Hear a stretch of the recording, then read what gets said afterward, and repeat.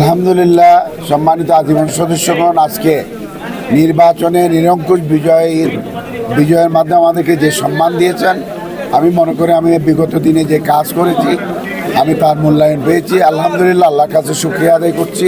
আমি যেন আজীবন সদস্যদের এই দেওয়া এই মূল্যায়নকে যেন সমুন্নত রাখতে পারি, আমি এটাই আল্লাহর কাছে ফরিয়াদ করছি। আলহামদুলিল্লাহ, মানুষ হিসেবে মানুষের কল্যাণে কাজ করাই আমাদের সকলের কাজ। আমরা অনেকে হয়তো করি না, কিন্তু আমি করি, আমার ভালো লাগে। আমি সবাইকে অনুরোধ জানাবো, আত্মকেন্দ্রিক না হয়ে মানবতার কল্যাণে সবার কাজ করা উচিত।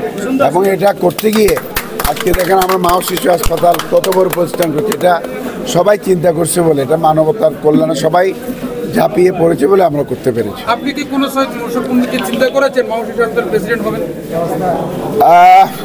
বড় কঠিন প্রশ্ন হয়তো, কারণ আমার সাথে যে সিনিয়র মানুষগুলি ছিলেন, ডক্টর ইউসুফ, এল.কে. সিদ্দিকী, প্রফেসর করিম, প্রফেসর তাহের খান, আমির খসরু মাহমুদ চৌধুরী, প্রফেসর নূর নবী, প্রফেসর নুরজাহান ভূঁইয়া, এই মানুষগুলো কাজ করতে গিয়ে আমি অনেক ছোট, এই ধরনের যাওয়ার কোনো খেয়ালই করি না, কিন্তু আল্লাহ আস্তে আস্তে আমাকে এই পদে এনেছেন। আমি আল্লাহর কাছে শুকরিয়া আদায় করছি। এটা একটা সম্মিলিত প্রচেষ্টার ফল মা ও শিশু হাসপাতাল। বাংলাদেশে যে কোনো প্রান্তে এই ধরনের প্রতিষ্ঠান করা যাবে যদি মানুষ আন্তরিকতা নিয়ে কাজ করে। আমরা একটা টিম শুরু থেকে পেয়েছি বলেই এতগুলো আজীবন সদস্য একত্রিত হয়ে আমরা ভালো কাজ করতে পারছি এবং আজকে প্রতিষ্ঠানকে দক্ষিণ এশিয়ার অন্যতম সেরা প্রতিষ্ঠানে পরিণত করছি। আমি চট্টগ্রাম আমাদের মা ও শিশু হাসপাতাল মেডিকেল কলেজের 150 কোটি টাকা ব্যয়ে একটা নতুন একাডেমিক ভবন আমরা করব, সেই কাজটি প্রথম শুরু করবো ইনশাআল্লাহ। আলহামদুলিল্লাহ, আমি আল্লাহর কাছে অনেক শুকরিয়া। একটা সুন্দর শান্তিপূর্ণ মাধ্যমে গণতান্ত্রিক উপায়ে আমাদের একটা বিজয় আসছে। এই বিজয়ে উল্লাস করার কিছু নাই। একটা হাসপাতালের আরও অধিকতর কীভাবে রুগীদেরকে সেবা দেওয়া যায়, এমপ্লয়ীদের কীভাবে সেবা দেওয়া যায়, কীভাবে কম পয়সা মানুষকে সেবা দেওয়া যায় এবং উন্নত মানের সেবা দেওয়া যায়, এগুলিকে নিয়ে আমাদের ভবিষ্যৎ পরিকল্পনা করতে হবে। আমাদের মূল টার্গেট হচ্ছে যে এখানে একটা মেডিকেল ভিলেজ করা।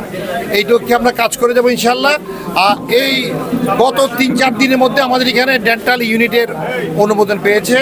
আশা করছি আমরা অতি সম্প্রতি আমরা এটাকে বিশ্ববিদ্যালয়ে রূপান্তর করব।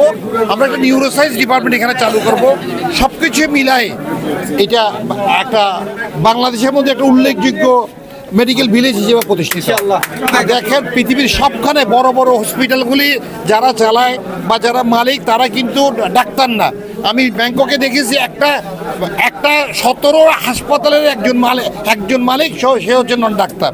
আমাদের এখানে স্কয়ার বলেন, ইউনাইটেড বলেন, ওরা কিন্তু নন ডাক্তার। তো হাসপাতাল চালাতে গেলে যে ডাক্তার লাগবে এমন কোনো কথা নেই, নন ডাক্তারও ভালো। আমরা চাই এই মা ও শিশু হাসপাতালকে এমন একটা প্রতিষ্ঠান রূপান্তর করতে পারি যেমন ঢাকা, চিটাগং, ঢাকা সহ অন্যান্য জেলা থেকে যেন চট্টগ্রামে মানুষ চিকিৎসা সেবা নিতে আসে। যেমন আমরা একটা ক্যান্সার হাসপাতাল করেছি, এখন এই ক্যান্সারের পেশেন্ট ঢাকা থেকেও আসতেছে। তা আলহামদুলিল্লাহ, নতুন ভবিষ্যতে অন্যান্য চিকিৎসা সেবা নিতে বিভিন্ন ডিস্ট্রিক্টের মানুষগুলো চট্টগ্রামে আসবে।